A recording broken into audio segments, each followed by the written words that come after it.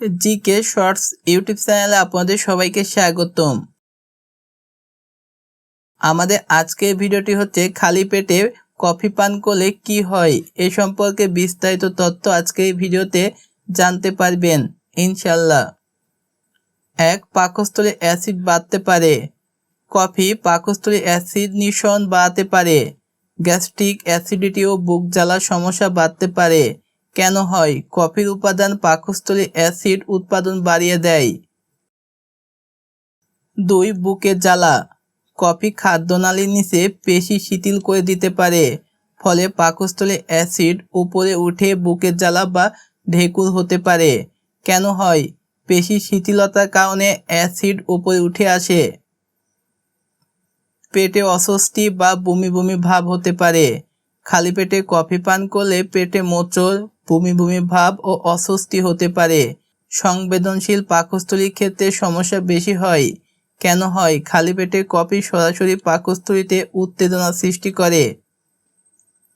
4. উদ্বেগ বা হাত কাঁপা বাড়তে পারে। ক্যাফিন স্নায়ুতন্ত্রকে উদ্দীপিত করে। খালি পেটে কফি দ্রুত শোষিত হওয়ায় হৃদস্পন্দন বেড়ে যেতে পারে, হাত কাঁপতে পারে, উদ্বেগ বাড়তে পারে। কেন হয়? দ্রুত শোষণের ফলে ক্যাফিনের প্রভাব তীব্র হয়। 5. রক্তে শর্করা ওঠানামা প্রভাব পড়তে পারে। খালি পেটে বেশি ক্যাফিন রক্তে শর্করা নিয়ন্ত্রণে সাময়িক পরিবর্তন আনতে পারে। এর প্রভাব সবার ক্ষেত্রে এক নয়। কেন হয়? ক্যাফিন হরমোনের উপর প্রভাব ফেলে, শর্করা ভারসাম্য নষ্ট করতে পারে। 6. সবাই কি ক্ষতিগ্রস্ত হন? না, অনেক সুস্থ মানুষ বছরের পর বছর খালি পেটে কফি পান করলেও কোনো সমস্যা অনুভব করেন না। ব্যক্তিভেদে সহনশীলতা ভিন্ন হয়। মনে রাখবেন, সবার জন্যই প্রভাব এক নয়। 7. কারা সতর্ক থাকবেন? যাদের গ্যাস্ট্রিক ও আলসার সমস্যা আছে, অতিরিক্ত উদ্বেগ ও প্যানিক অ্যাটাক হয় এমন ব্যক্তিরা সতর্ক থাকবেন। গর্ভাবস্থায় সতর্ক থাকবেন। অতিরিক্ত ক্যাফিন হৃদস্পন্দন বেড়ে যায়। সতর্ক থাকুন, সুস্থ থাকুন।